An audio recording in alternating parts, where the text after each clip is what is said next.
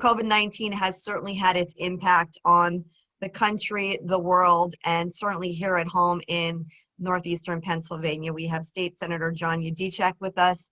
Senator, thanks for joining us here on SSPTV News. Thank you.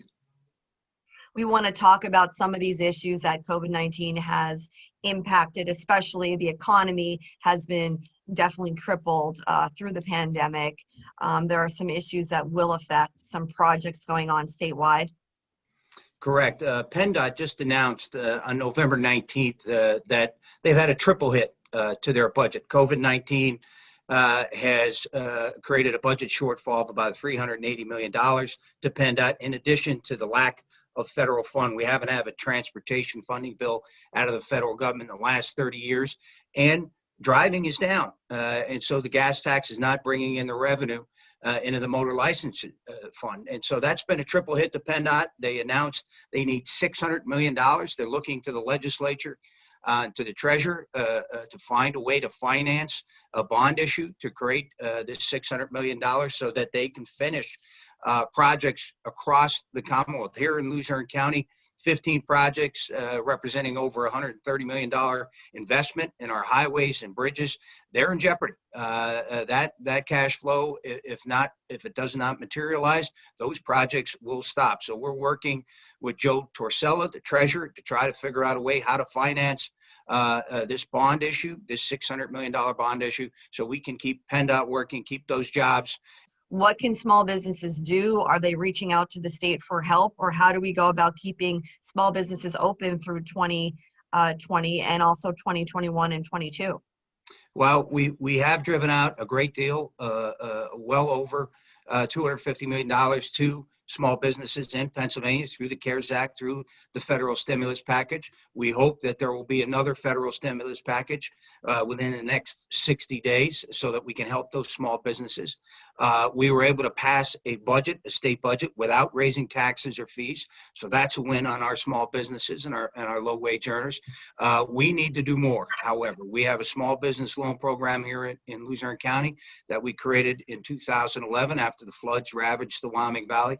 That program is very important in helping sustain businesses. The federal government, state government need to do more for small businesses, particularly our restaurants and bars that have been wiped out, frankly. And the recent announcement of shutting down at 5 o'clock on Thanksgiving Eve and through the holiday, it's going to be devastating. It's one of the biggest days of the year for our restaurant community.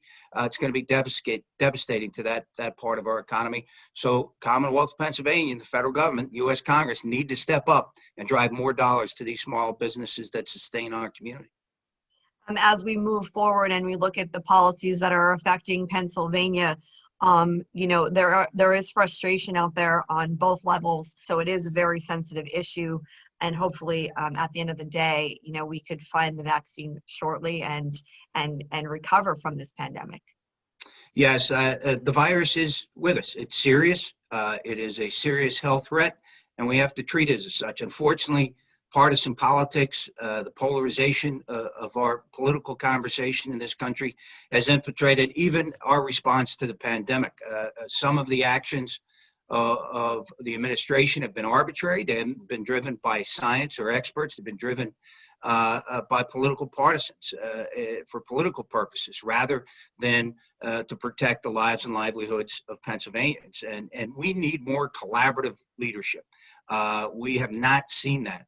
Unfortunately, the governor has taken many of these actions in a unilateral fashion. They have not gone through the legislative process. They've been through executive order or through an order from the Secretary of Health.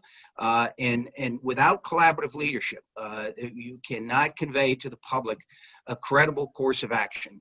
We are either in it together or we cannot beat back this virus. We need to work together, Republicans, Democrats, Independents, governor, the state legislature, working together to come up with a plan so that we can get beyond this pandemic. It's great news on the horizon related to the vaccine. That's a testament to American innovation, that the private sector and public sector collaborating, working together. We need to look to that success story, and hopefully by the end of this year, those vaccines will start to be distributed, and we'll get beyond this terrible pandemic that has taken far too many lives and ruined far too many businesses.